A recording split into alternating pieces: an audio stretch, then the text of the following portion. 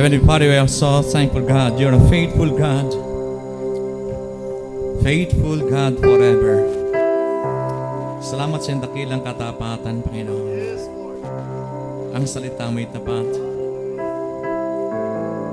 Ang salita mo'y sapat na, O God, upang panghawakan po namin ang iyong katapatan. Maraming salamat po at sa oras nito. Patuloy kaming nagpupuri at nagsasamba sa iyo, Panginoon, sa pamagitan ng pakikinig ng iyong salita. Bayaan po, Panginoon, Banal na Espiritu, Ikaw ang siyang magsaliksik sa aming mga puso, isipan. Lord, ano mo po ang pangailangan ng iyong mga anak? Dalangin lamang namin, O God, ang iyong patuloy na pag-minister, pagtugon sa mga pangailangan na iyon. Naparito kami, Panginoon, upang marinig ka, makaniig ka, sambahin ka, pasalamatan ka sa iyong katapatan. Patuloy mo kaming binubusog ng marami mga bagay. Binibigay aming mga pangailangan. Niligtas sa anumang uri ng kasamaan. Maraming salamat po, Diyos. Thank you, God. And right now, Lord, amin po, Panginoon, na aming mga sarili upang dinggin ng mga bagay na nais mong sabihin sa amin. Help us, Holy Spirit. We thank you, we praise you. We give you all glory, honor, and praise.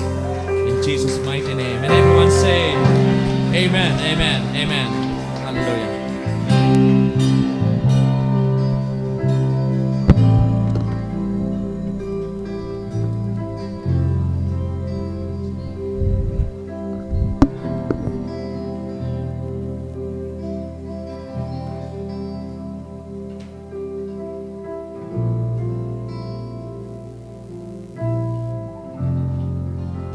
Magandang umaga po sa inyo lahat. Ngayon ay 3 linggo ng May.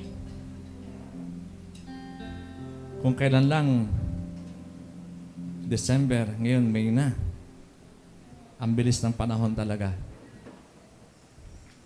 Di mo mamalayan, December na naman. Di ba? Napakabilis ng panahon. Grabe. At kung tayo ay magpapahuli sa panahon, may iwan tayo ng panahon. Kaya kinakailangan maunawaan natin yung time is very precious. Bawat sandali ay napakahalaga. Hindi lamang sa Diyos, kundi sa bawat sa atin. Lahat ng ginagawa natin may kabuluhan. So, we are still in the theme of loving the household of God. At ating talakay pa natin mamahalin, iingatan, kakalingain ang household of God. So, siyempre, ang pinag-usapan natin dito yung mga kapatiran, yung church, right? At ating tatalakay naman ngayon yung patungkol naman sa loyalty. Sabi mga loyalty. Alam nyo, ang loyalty is demanded of us, no? The demand for loyalty.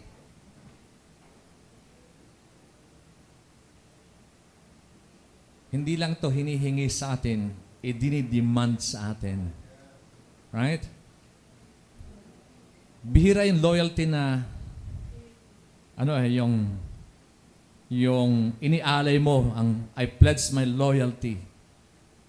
No, na walang benepisyo, walang kapalit. Basta loyal lang ako sa iyo, pero walang kapalit. Bibihila po 'yon, yung loyalty na ibinibigay ng walang kapalit. Ang loyalty ay binibigay, palaging meron niyang benepisyo at kapalit. No? Kaya loyalty is always demanded. No? Sa mag-asawa, it's demanded. No? Lalo na kay Lord, it's demanded. Ano? Sa ating kingdom, it is demanded. No? Sa church, the same thing. It's demanded. No? Kaya lang, minsan, hindi natin naunawaan kaya we became unfaithful. Pero God is faithful. No? We're talking about the allegiance. When we speak the word allegiance, napakalaga nun sa ginagawa natin. No? So let's read our scripture from Matthew 6:24. Matthew 6:24. It says here, no one can serve two masters, for either he will hate the one and love the other, or else he will be loyal to the one and despise the other. You cannot serve God and Satan. Ay, pinalitan ko lang yung mammon. Kasi mammon is Satan. No? It's materialism. And it's a tool na ginagamit ni Satan. No? Parang mas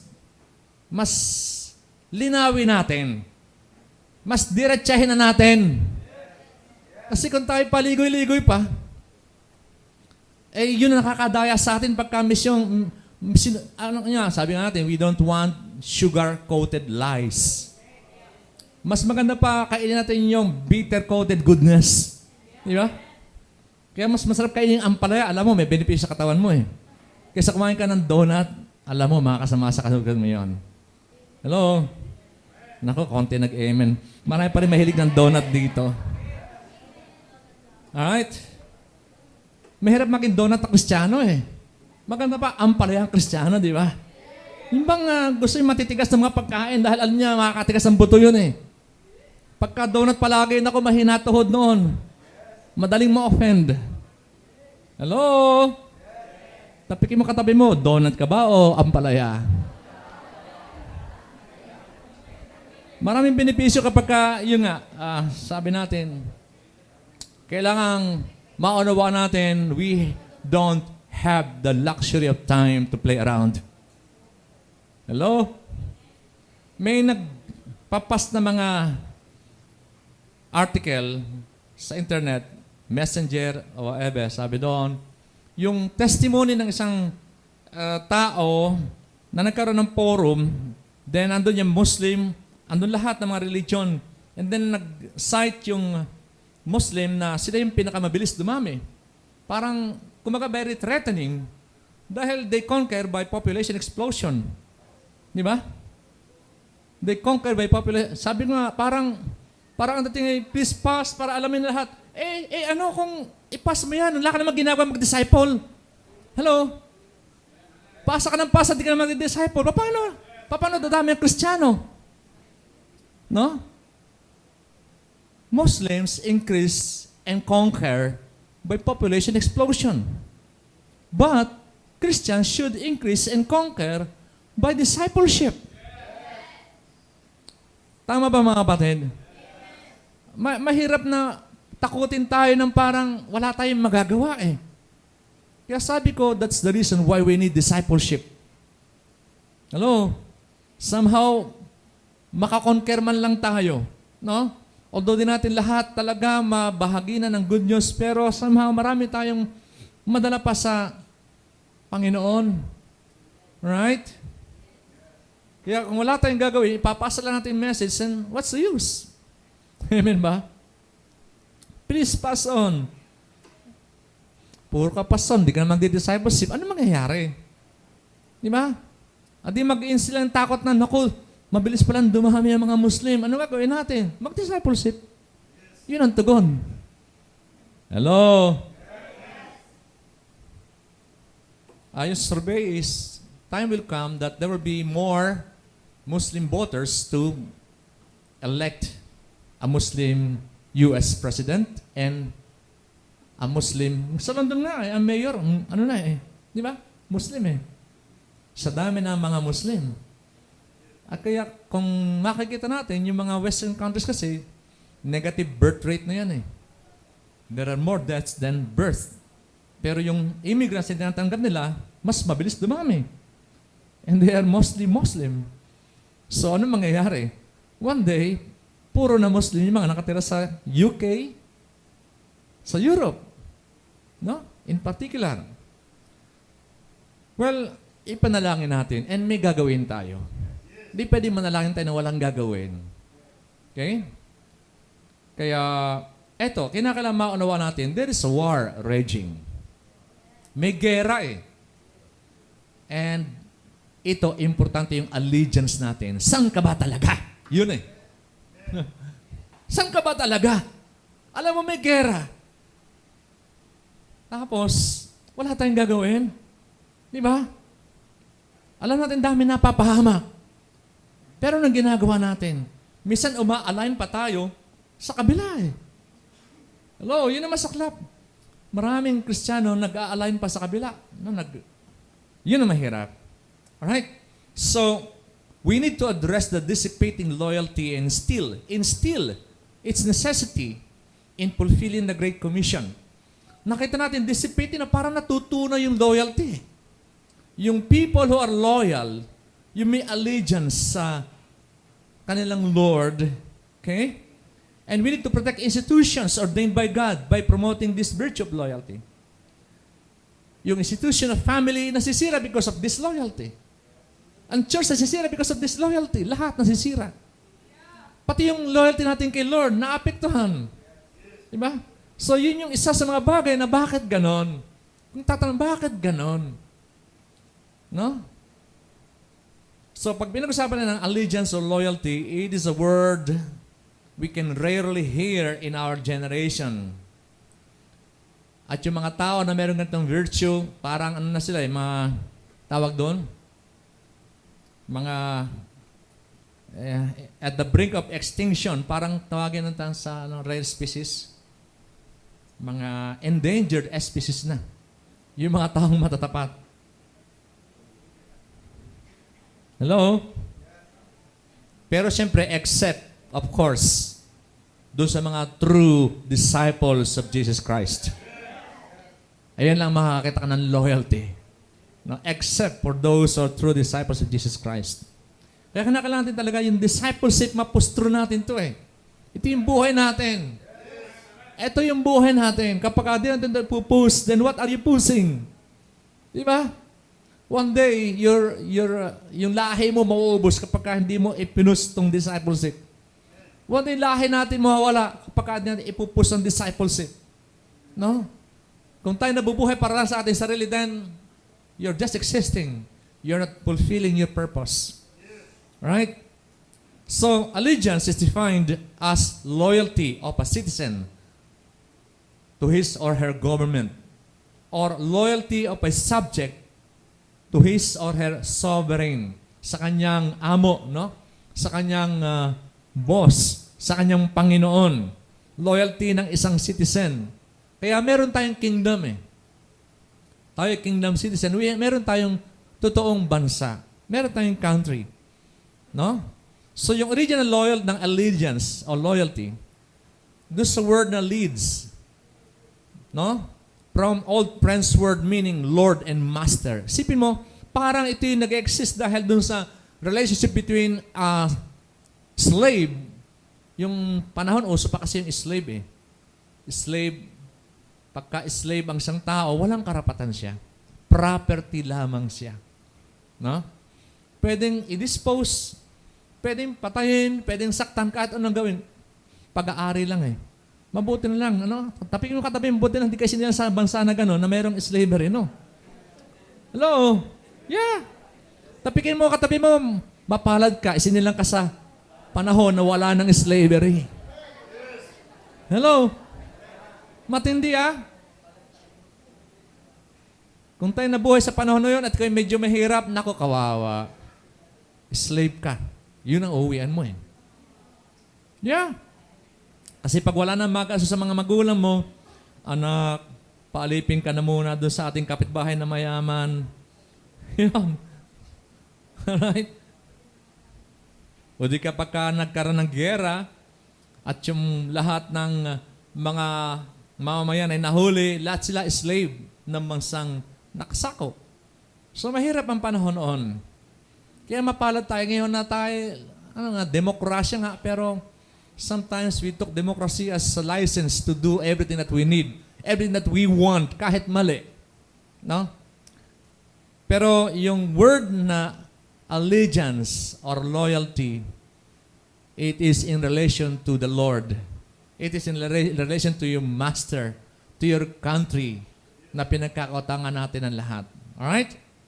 So, dapat i-relate natin yung subject nito, yung loyalty or allegiance. Number one, our allegiance to Jesus Christ as our Lord and Savior. Yun ang unang-unang dapat na maging loyalty natin. We pledge our loyalty. We owe our loyalty to Jesus Christ. Grabe. Siya na lahat di ba? Number two, our allegiance to God's kingdom. Bakit? Citizen tayo Alright? Number three, our allegiance to our church and its leaders. Mamaya makikita natin. No? Number four, our allegiance to our own natural families. May mga pamilya tayo na kinagisnan. Dapat magkaroon tayo ng loyalty sa 4 na level. Kaya pag-usapan natin yung loyalty sa mga level na to, no? Reasons why loyalty is very important. Sabi nga natin, ako kukunti na lang talaga. Sabi nga sa Proverbs, a faithful man who can find. Parang, wow, naku, kulangan na ba ng mga faithful men? Kasi nung po talaga ay, yun ang number one na kasalanan ng mga tao noon. Hindi sila tapat sa kanilang Panginoon. Kaya lagi silang pinapahintulutan ng Lord na maging slaves sa mga foreign countries. Kaya sila ay naging slave ng Babylon, ng Persia, because of unfaithfulness. No? So, naghahanap ang Diyos sa mga faithful men. Hello, tapikin mo katabi mo. I believe you're faithful. I believe you're loyal. Diba? Ang hirap na, totoo lang talaga. No? Mahirap makakita ng taong tapat. Pero pagka naging disipulo na ka ni Kristo, yan. No?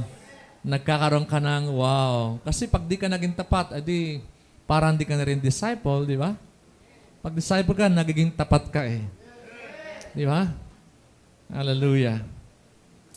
Allegiance is very crucial in times of war between countries. Kung wala kang allegiance sa iyong bansa, paano mo siya ipaglalaban? Di ba? In parallel truth, we are in a spiritual warfare where allegiance play a vital importance. Kung sa mga gera ng mga bansa, napakalaga ng allegiance, loyalty to your country. No? Ngayon, kitang-kita natin sa ngayon, merong gera ang mga Kristiyano ay nasa spiritual warfare. Dapat nating unawain yan. No? Hindi lang tayo masyadong nakaka-relate dahil pag sinabing gera, may baril. Ito, walang baril to No? Di mo kita nga kalaban mo Kaya di tayo makarelate na merong gera. Pero this is always a war. No, we are always at war. Tandaan natin, no? Yung creation ni Lord ng church is because there is a war. No, kaya nga sinabi, I will build my church, may army, may ecclesia. Army yun And the gates of hell. Sabihin yun ang kalaban gates of hell. Yun ang kalaban, shall not prevail. So, sinabi, shall not prevail, hindi magwawagi sa'yo. Kung may gagawin ka. Kung wala tayong gagawin, how can we prevail? Diba? So yun ang mahirap sa mga the grace, ano yung mga grace teaching, na wala na tayong gagawin, grace, tapos na. No. That's not true. No, that's not true. Ang grace na sinasabi, applicable doon sa sacrifice for sin. Dealing with sin. No? Tinapos ng Lord yung sacrifices. Wala nang dugong mabubuhos. Yun ang grace. Doon nakatuon yung grace na wala ka nang gagawin. Wala nang dugong paladaluyin. Pero sabi ng Lord, tapos na ako, nakaupo na ako, pero go, you, go. Make disciple of all nations. May gagawin pa tayo. Alright, so, that's a parallel truth. We are a spiritual warfare and yung allegiance mo napakahalaga. Kanino ka ba? Alright? In our Lord's own words, He said, eto, pakinggan niyo mabuti, He who is not with me is against me. And he who does not gather with me scatters abroad. Tinan nyo ha, pag wala kang ginagawa, nagkakalat ka. He who does not gather with me scatters. Ay sarili mo, pag wala kang gagawin, at ikaw yung isa sa mga nakakalat, nawawala, lost. Pati ng mga taong dumidepende sa iyo, pati ng mga henerasyon na inihanda na ng Lord para sa iyo, they are scattered, they are lost. They are casualties of war. Yun ang reality. Right? So, hindi sinabi ng Lord na, He who scatters. Hindi eh. He who does not gather. Pag hindi ka nagdi-discipleship at di ka nag-witness, di ka nag-invite, hindi ka naglilingkod sa Lord, you are scattering. It's a very harsh word, pero wala tayong magagawa. Si Lord na mismo nagsabi. Why? Because there is a war. May gera na hindi tayo dapat tutulog, hindi tayo dapat na maging kampante, hindi tayo dapat na lagi nasa comfort zone. There is a war raging. Napapahamak na yung mga katabi mong kasambahay mo, napapahamak na, what are we doing? That's the reality. Okay? So yung sinasabi sa Matthew 12:30, many so-called Christians are hurting the body of Christ by hurting negative comments on the way other churches serve God, not realizing that they are already scattering with God's enemy. Yan. Nakikita natin na sa, minsan makikita mo mga post sa Facebook, grabe mga Kristiyano. No? Nagsisiraan. No? Nagpipintasan. Bakit ganon? Ang sinasaktan, katawan ng Panginoon. Hindi na nga nag-iipon, nagkakalat pa. Kaya watch out. Baka mamaya kayo naglalike ng mga comments na gano'n. No? Paalalahanan nyo, kapatid. Sabi ni Lord, he who does not gather with him scatters abroad. No? Huwag kang magkalat, kapatid. Katawan ni Kristo ang nasisira. Paalalahanan nyo agad. Alright? Ano ba yung nature of allegiance? Pag sinabi ng allegiance or loyalty, allegiance is not optional. It is owed and it is demanded from us. Grabe, no? Sabi ko nga sa inyo, napakabihira ng allegiance na voluntary. Sabihin ko lang, pre, loyal ako sa iyo. Aba, pag sinabi mong gano'n, ibig sabihin, bibigyan mo buhay mo sa Kanya. What for? Kasi pare kita eh. Meron nga gano'n mga samahan. Yeah, maaari, may pinagsamahan sila, kaya gano'n sila. So, ibig sabihin, meron pa rin reason why loyal sila sa isa't isa. Di ba? May reason pa rin. Pero yung hindi ko kakilala, hey, Brad, loyal ako sa'yo. Hindi pwedeng sabihin mo, walang reason eh. Hindi mo kakilala yun eh. Laging may rason bakit ka loyal sa isang tao. Dahil may pakinabang ka. May kapalit yun loyalty. Alright? It is not optional. It is owed. And it is demanded from us. Una, by our Lord. Ang una nagdidiman ng allegiance sa atin ay ating Panginoon. No? Ang nagdidiman ng allegiance sa atin ay yung host country, yung God's kingdom. And our very own families, it is demanded from us by our own families. Imagine it's demanded, it's not requested. Hindi pinapakisang ng Lord sa iyo na, kung pwede lang ay maging tapat ka naman sa akin. No! Hello? Para sa mag-asawa yan eh. Honey, pwede ba maging tapat ka sa akin? No! It is required of you to be loyal to your husband, to your wife. Yeah. It is demanded. It is required. Hindi pwedeng optional. Pwede ba Monday, Tuesday, MWF na lang ako tapat sa'yo? TTHS, malaya. Ay, hindi po pwedeng ganon. Alright? Kaya dapat maunawaan natin, it is demanded. And when it is demanded, ibig sabihin kapag hindi ka naging tapat, you are betraying. Hello? Pagka hindi tayo naging tapat, kahit konting sandali, we are betraying. We are going to the enemy's camp. Ayan. Pag walang allegiance, okay? Allegiance is a proof of our loyalty to our Lord, to the kingdom of God, and to our families. Lack of allegiance is an open door for betrayal and defection to the enemy camp. Pagka walang allegiance ng tao, pwedeng, alam mo yon, pagka Sunday sa church, Monday to Saturday, sa mundo, hindi pwedeng ganon. Alright? Ito yung mga rason why we must owe our allegiance. Sabi nga, allegiance is owed. Inuutang yan. Utang natin yung allegiance natin. No? Kaya tayo nagkakaroon ng katapatan na loyalty because we owe it to the person, to the institution, kung saan tayo nakatalaga. Right? The reasons why we must owe our allegiance to our Lord and Savior, to our host country, the kingdom of God, to our church and to our family, lie in the facts that we owe much our lives to them.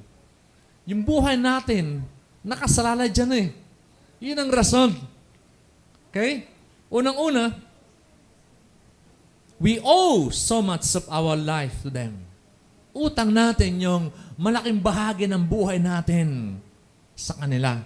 Number one, to Jesus Christ as our, unang-una, we owe our allegiance to Jesus Christ.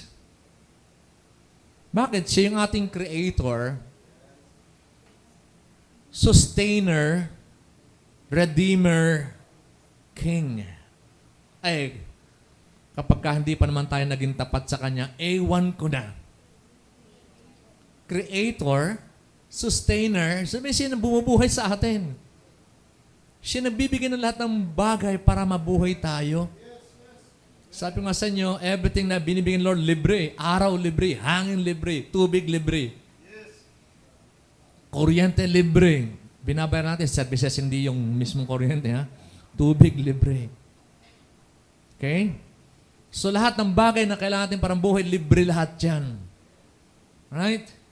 So malaga na maunawaan natin, He sustains us. Kahit minsan di mo alam.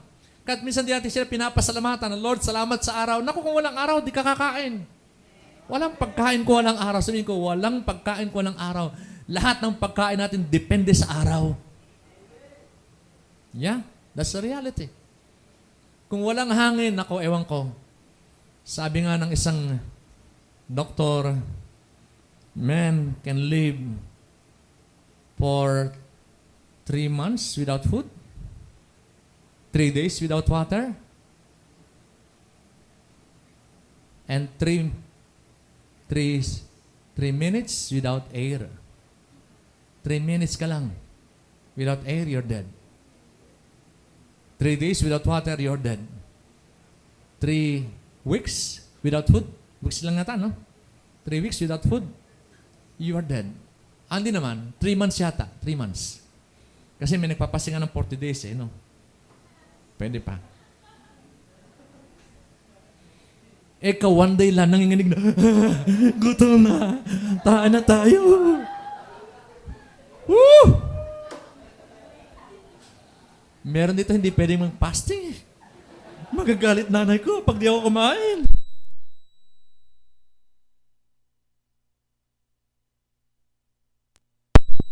Oh, ito, gutom tong microphone na to. Hello, yan.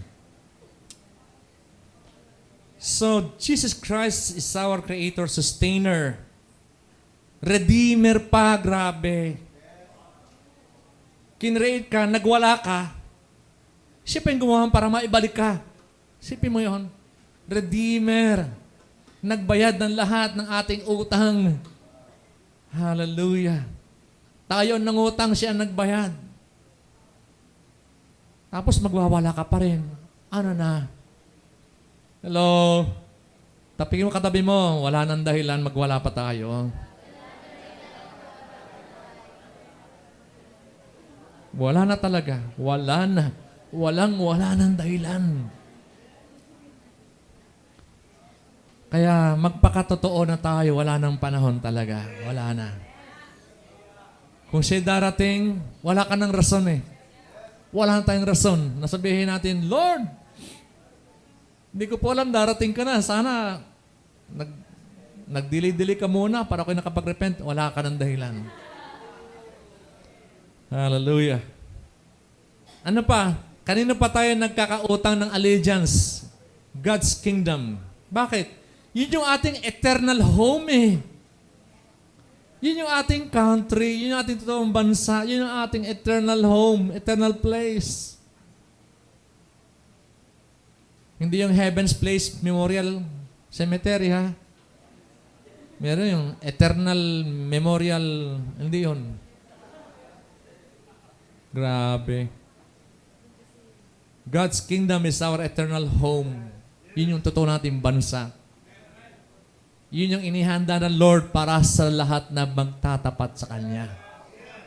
Right? And of course, we owe also our allegiance to our church. Bakit? This is our spiritual family where we found our belonging, security, and significance. Kasi kung walang church din naman, wala magkoconnect sa'yo sa kingdom at sa king. Hello? And of course, we owe our allegiance, our loyalty to our own family who brought us into this world and sustained us. No? Dapat tapat din tayo sa ating mga families. So let's discuss about the levels of loyalty. Number 1, ito, levels of loyalty. Dapat tapat tayo.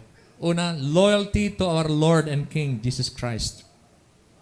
Unang-una na yan, yung ating katapatan.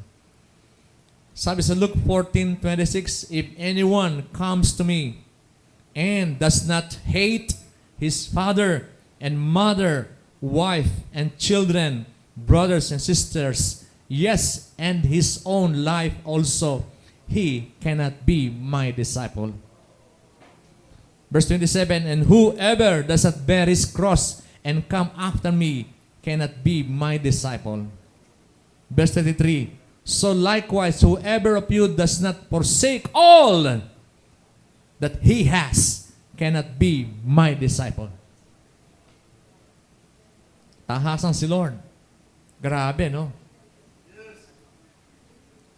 The world, itong mundo ang kinaroon natin, nag-aalok sa atin ng comfort, pleasure, and accumulation of material things. Yun ang inaalok ng mundong ito. No? The world, this world, na kinaroon natin ngayon. Anong inaalok? Comfort, pleasure, accumulation of material things. Kaya napakarami tayong materialistic eh. Sa mga bansa na develop, nako grabe. Walang ginawang tao kundi magtrabaho, trabaho. May isa na, may sideline pa, may 2 sideline, 3 sideline. Pera. Yun ang kanilang buhay.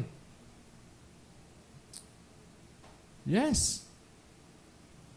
Kapag ka napunta ka sa mga bansang maunlad, ganan ang mga tao.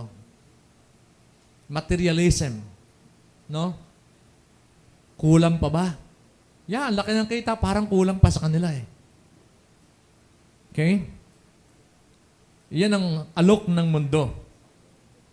The corrupted world is representative of the king, of the rival king, who is Satan. Bakit? Yan ang ginagamit niya itong mundong ito. No? The king of darkness. And he also demands allegiance of the lost. Yeah, marami nagbebenta ng kanilang kaluluwa. Umunlad lang. Sumikat lang. We know that. Yung mga kumpanya nagbenta ng kanilang kaluluwa kay Satanas, nabalita natin nun, ewan ko kung ganun pa rin, Procter & Gamble, napakaraming kumpanya, Levi's, no? Guess. Kaya pag bumibili kayo ng mga produkto na yan ay sinusuportahan natin yung kanilang cost. Kaya huwag kayo masyadong alam mo yun, masyado kayo gusto nyo lagi signature ng mga damit. Di nyo lamang reason behind them. Bakit sila masyadong masikat, masyadong, alam mo yun? Bakit nga ba? Iyon nga eh. Alamin natin kung bakit. The world lies in darkness up until now. ang buong sanlibutan ay nasa kadiliman hanggang sa ngayon. Ibig sabihin, si Satanas pa rin nag-ahari. Relatively, for those people who owe allegiance to him. Hello? Yung mga singers, mga pop singers, mga rock singers, marami sa kanila. They owe allegiance to Satan. Kaya naging sikat eh. No? Lahat na halos sa sikat ng mga singers, binenta kanilang kaluluwa kay Satanas. Alright? Kaya nga wina-warning nga natin bawat isa na huwag tayong mag-patronize na ganung mga uri na mga awitin because it will destroy you and you will support Satan. Alright? Why? Simply because the world lies in darkness. Yan ang sabi ng banal na kasulatan. You don't have to go far. No? Doon tayo galing eh. Amen ba? Tapikin mo katabi mo, sabi, hinugot ka nga lang sa dilim eh. Di ba? Hindi ka hulog ng langit, hinugot ka sa dilim. Pati ako, walang exempted. Lahat tayo hinugot sa dilim.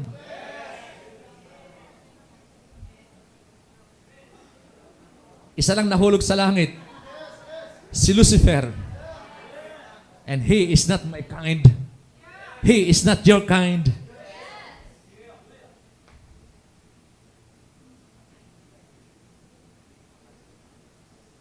He will demand allegiance for those people who would truly want to prosper in a way na maraming mawawala.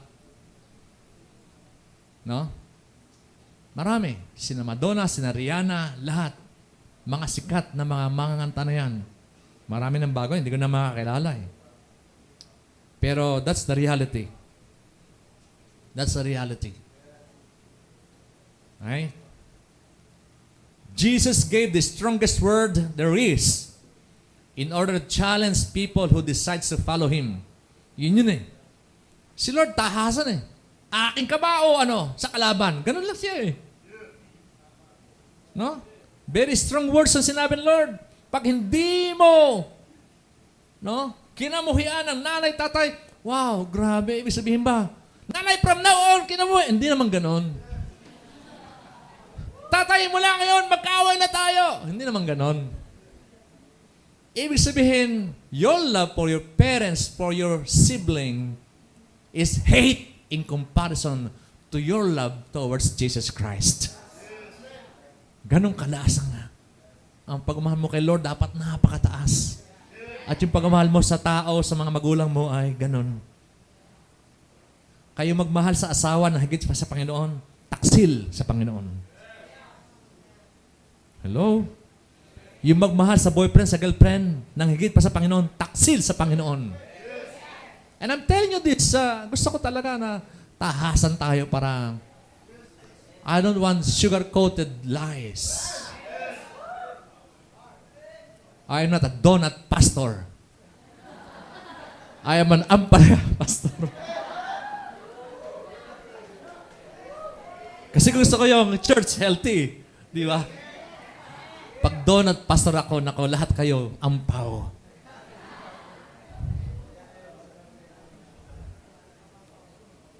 To be a deserving follower, a deserving Christian disciple, we must hate our own father and mother, wife, and children, brothers, sisters.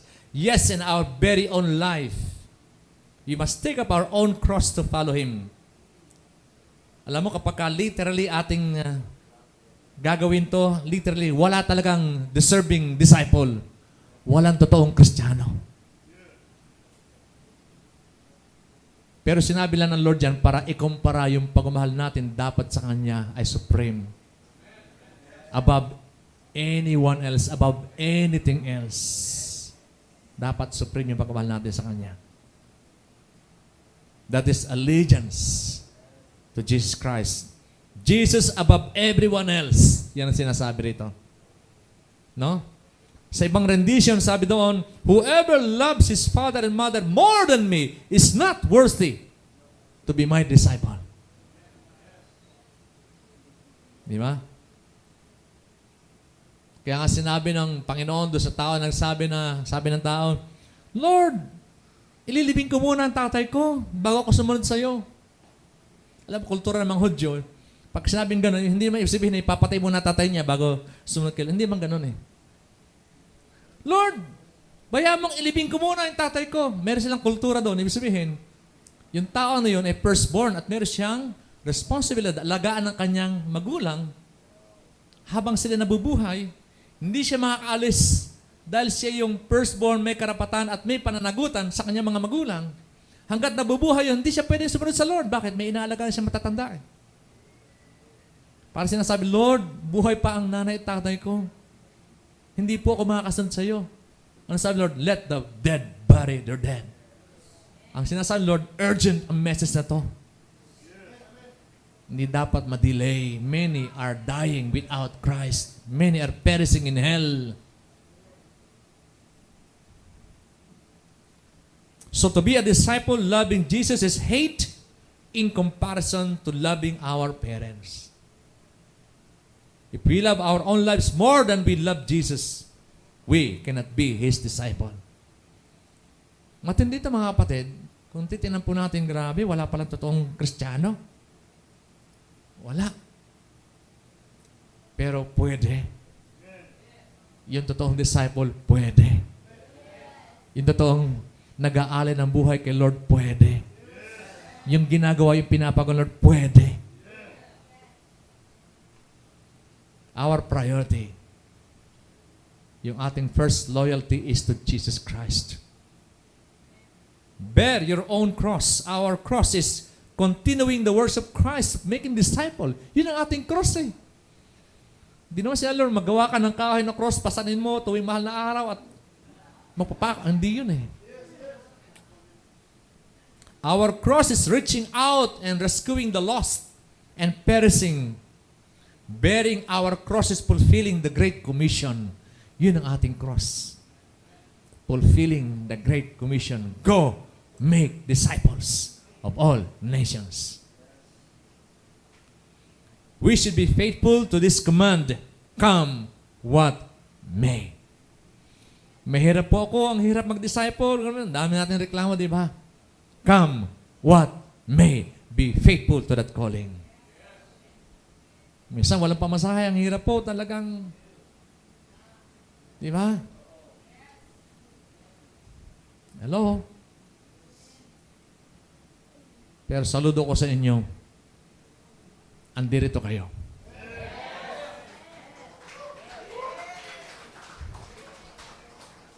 Kahit mainit ang panahon, yung iba dito na nasiksikan sa taas, dito matulog, maka-attend lang ng service.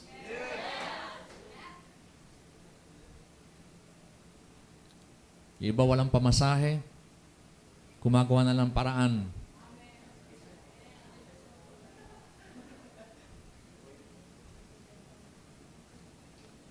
Hallelujah.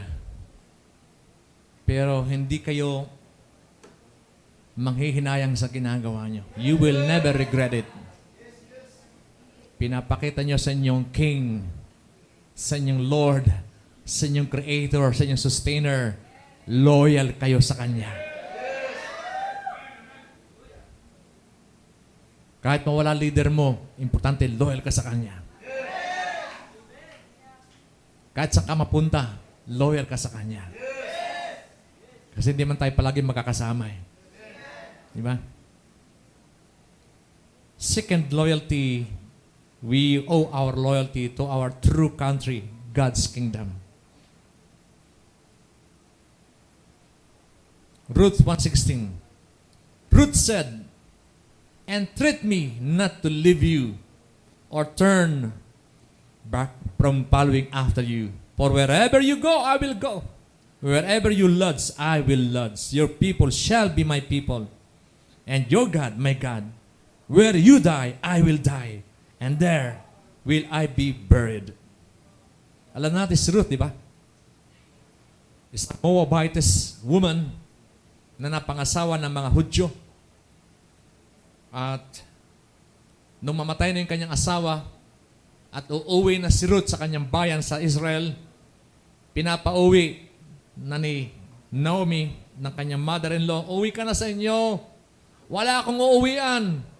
Wala akong asawa. Wala na akong balo na ako. Wala na akong property. Wala na akong uuwian. Mahirap yung pupuntahan ko. Pero itong babaeng ito, si Ruth, isang Moabite, isang pagano. Wag mo po akong pakiusapan. Wag mo po akong piliting umalis o humiwalis sa'yo. Kapit tuko si Ruth sa kanyang biyanan. Grabe, no? Ngayon ko lang makakita ng isang biyanan na gano'n na yung relasyon ng biyanan. Saka, alam mo yon, kapit tuko si Ruth. Huwag mo po akong paalisin. Huwag akong hiwalay sa iyo. Sa kasama ko sa iyo kahit anong mangyari. Ruth grew up in a culture na napakaiba. No? Tayo rin. Yung kultura natin na puro kasalanan. No? In a world of duplicity, hypocrisy, sin, lahat ng yan, yun ang ating pinanggalingan eh. Pero si Ruth, sabi niya, I will embrace your culture. Ano man yan, your people, sabi niya, your culture will be my culture.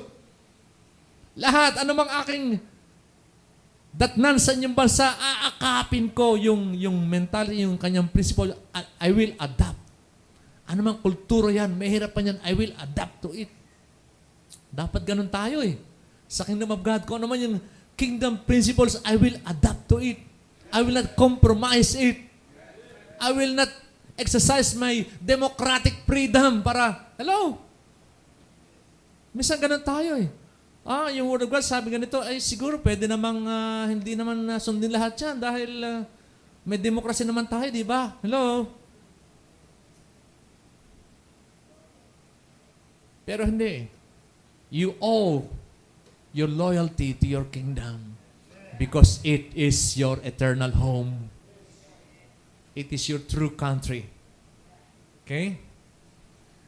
Ruth committed to a decision of total adaptation to a culture which was entirely different from her own. Itinataboy na siya, Naomi, umalis ka na, umuwi ka na. Hindi. Kapit ko ako sa'yo. Yan eh. A commitment to adopt a foreign lifestyle and culture. Bakit? Kasi may nakita siya eh. She perceived something worth the following. Kayo ba may na-perceive ba kayong worth the following sa kingdom of God? No? May nakita ba kayo na worth your loyalty dun sa ating kingdom? Ay, grabe naman, di ba? Ipinamana na nga sa iyo eh. Hello? Ipinamana na sa atin yung kingdom of God.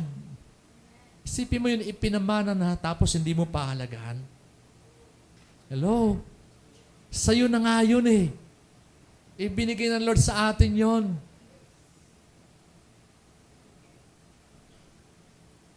Come on. Di ba natin nare-realize that the kingdom of God has been given to us as an inheritance? Yan ang sabi ng Word of God. Pag may pinamana magulang mo sa'yo, mamahalin mo eh.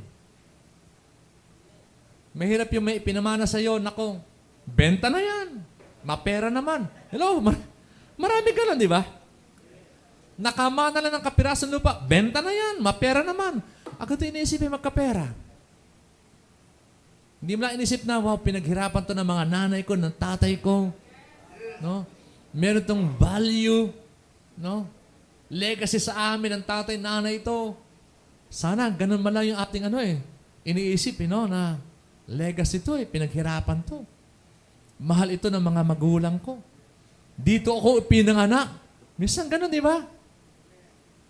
So, pahalagahan natin yung bayan na ating sinilangan spiritually. You're born in the kingdom of God. Remember that? Doon kayo sinilang. Okay? When God calls you, you have to abandon everything that this world has to offer. Yung kultura ng mundong ito, alam natin, bulok talaga. So we have to adopt the culture of the kingdom. Kaya pinag-aaralan natin para tayo ay ma-deculturize. No? Kasi iba yung kultura natin. Kaya sabi ng Lord sa Matthew 6:33, ito yung salita mismo ng Lord. Very emphatic when the Lord said, seek first the kingdom of God and its righteousness. See? This is a command. This is a demand from us. Pagharian ka muna. Hanapin mo muna, una sa lahat, ang kaharian ng Diyos, ang pag-ahari ng Diyos sa buhay mo. It tells us to have a complete allegiance to our kingdom. Hello? Para bang halimbawa, eto, ang Pilipinas, halimbawa lang, ayaw ko naman, ayaw natin ito. Lusubin tayo at sinabi ng ating presidente, laban tayo. Abay, laban tayo, hindi yung kanya-kanyang pulasan at bahala kayo. Hello?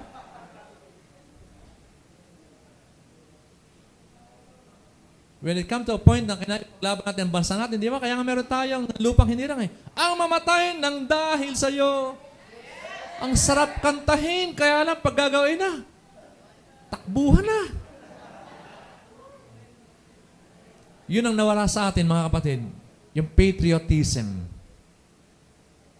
Dapat meron tayong patriotism di lang sa Pilipinas, kundi higit sa lahat sa ating totoong bansa. Kingdom of Heaven. Ipaglaban naman natin. Saan ba yun? Hello? Yun ang mahirap sa atin. Hindi na alam kung nasaan yun eh. Kaya, pinag-aaralan natin where it is. Nasa puso mo yan. Una sa lahat, nasa puso ng bawat tao na pinaghaharian ng Diyos. And it is also a literal place. Hinihanda na ng Lord yun para sa mga pinaghaharian ng Diyos. Okay? Number 3, loyalty to our church. Aba, importante yung church natin. Hindi po pwede. Ephesians 2:19. Now therefore, you're no longer strangers and foreigners, but fellow citizens with the saints and members of the household of God. Spiritual community natin to eh. Okay?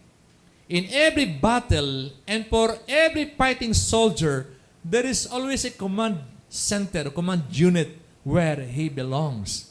Wala naman sundalong lumusod ng gera na wala naman siyang kinabibilangang regimento, company, batalyon, walang platoon. Walang sundalong ganun, lumusod lang ano. Kahit pag guerrilla yan, meron niyang unit. Hello? Meron niyang infantry. Okay? Saan bang mataas? Regiment o infantry? Ewan, bahala na. Hindi mo ako sundalo eh. Regiment, battalion, company, platoon. Yan yung alam ko sa ROTC. So tanda natin, para din tayo, mga sundalo tayo eh. Hindi po pwede na wala tayong command unit. Saan ka? Direct ako kay Lord. Ay, grabe. Whew! Hallelujah! Ano yan? Si John the Baptist? Kalahi ni John the Baptist. Diretso kay Lord. Our regiment is the global Loremi organization. Our battalion is regional Loremi. Region 1, Region 3, and so on. Our company is local Loremi Cubao. Yun yung ating company. And our platoon is our cell group. May platoon kayo. Yung cell group nyo. Where you belong. Kaya kung wala kang cell group, wala kang platoon. Lutang. Each soldier receives and disposes order from the command unit. Meron niyang batalyong commander na nagbababa ng order.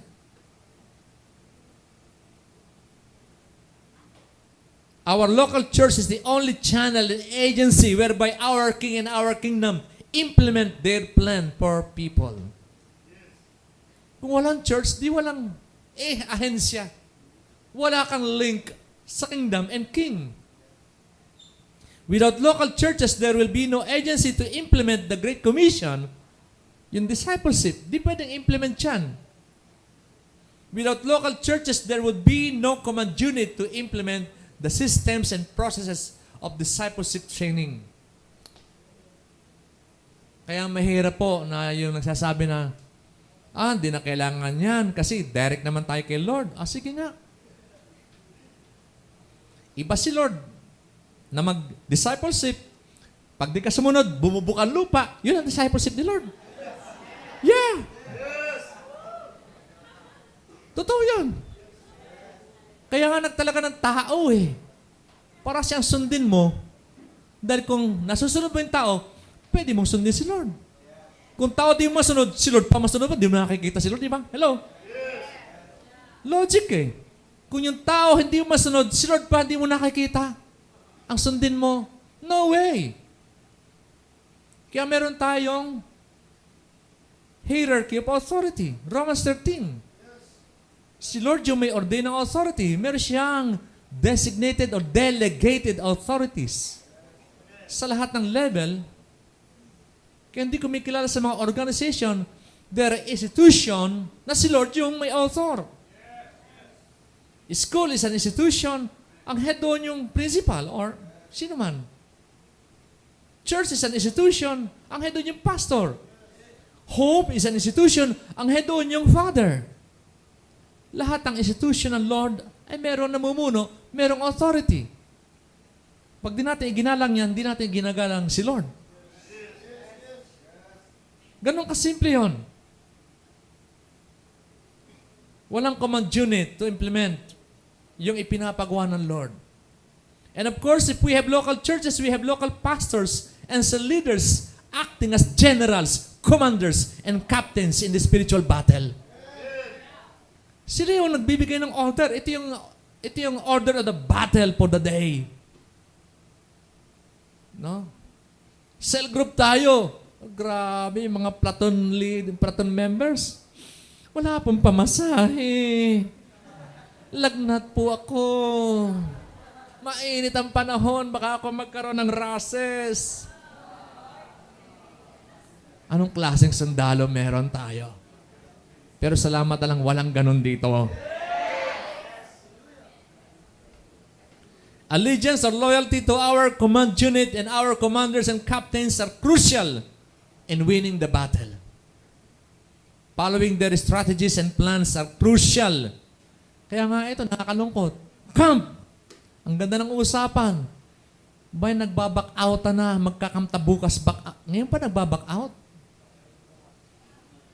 Ano nangyari? Well, di ko kayo masisi.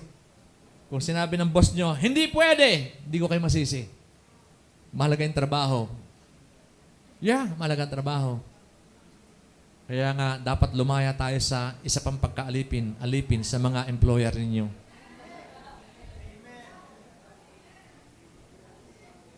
Yeah. Learn entrepreneurship. Yun ang gawin natin. Mag-entrepreneur, ikaw ang boss. Ikaw may hawak ang oras mo. Pag may sell muna tayo. Di ba? Maganda yung meron kang freedom sa yung time. Hindi ka tali sa oras. That's why we have many things to do. Alright, so number 4, loyalty to our own family. 1 Timothy 5:8, but if anyone does not provide for his own, and especially for those of his household, he has denied the faith and is worse than an unbeliever. So ito yung ating text last time, di ba? Mahalaga yung ating loyalty. Allegiance or loyalty to our own families or household is a foundation of loyalty in all levels. Diyan ka na unang tinuruan ng loyalty, di ba? Nung bata ka pa, grabe, hindi ka mahiwat sa palda ng nanay mo. Mama! Lagi nakakapit sa palda ng mama mo. Hello? Loyal ka sa mama mo. Loyal ka sa papa mo. Di mo lang makita, umiyak ka na, very loyal ka. Pero nang tumibok ng puso't magmahal ng iba, nako, mama, kontrabida. Papa, kontrabida. Pwede ba?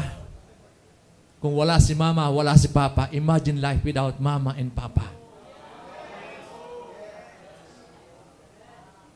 Doon tayo unang tinuruan ng loyalty sa ating mga tahanan. Ito rin, mga husbands and wives, they have pledged their loyalty to each other in their wedding vows before God. They better keep that pledge para yung blessing ng Lord ay dumaloy. Yung mga babalak magpakasal dyan, tandaan nyo to, no? Si Lord ayaw ng covenant breaker. Kaya kung kayo magmamahal, tiyakin nyo, namamahalin nyo hanggang kayo ay buhay. Dahil kung hindi, ay, nako, magdurusa ang inyong marriage relationship.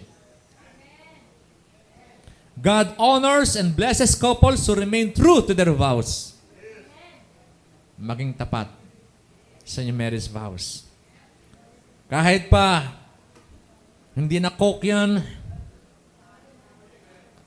kahit Milo na lang yan, nawala na yung baywang, kahit pa 8 waves na yan, be true to your vows. Children, you need to be loyal to your own families. Ito yung heritage mo. And you're bound to perpetuate your family whether you like it or not. Tama ba? Dala mo yung pangalan ng pamilya mo eh. Sayaw mo't sa gusto. Kaya mahalin mo at maging loyal kasing family. Hallelujah. Kaya mga minamahal kong mga anak at mga magulang, mga kapatid, loyalty is demanded of us. Ang tanong sa atin, would you once again renew and pledge our loyalty to our Lord, to our kingdom, to our church, our leaders and families? Let's all stand up. Malaga yan.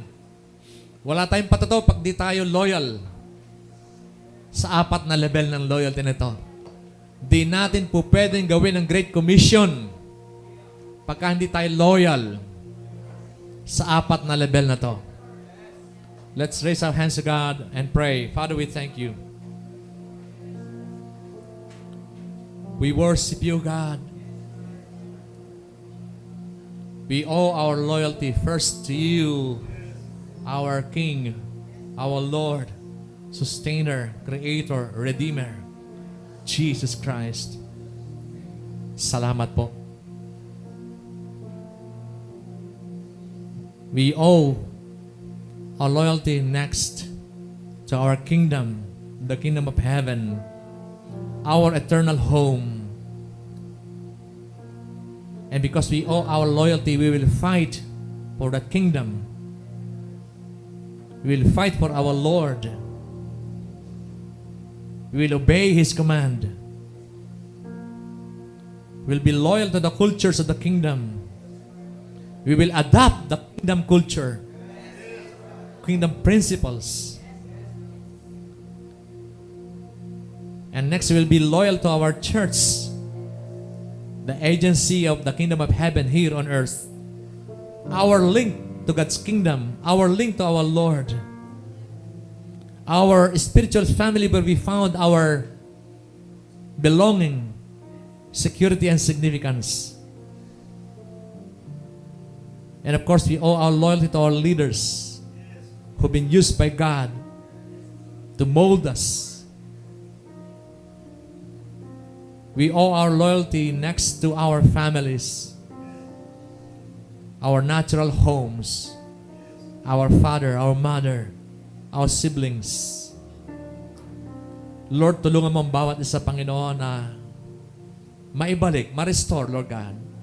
Kung sakali meron na pong problema, may sira, maibalik. Let there be restoration, Lord, of loyalties. In the name of Jesus. Sapagkat pag di namin to ma-restore, Lord, mahinder din kami, Panginoon, sa aming ginagawa, sa aming mission, sa aming vision, sa katuparan ng Great Commission. Lord, we thank you. Forgive us of our unfaithfulness, our disloyalty, Lord, in the past. Help us to be more loyal, O God. Help us build our allegiance, O God, around these institutions. We thank you, we praise you, we give you glory, honor, and praise. In Jesus' name. And everyone say, Amen. Amen.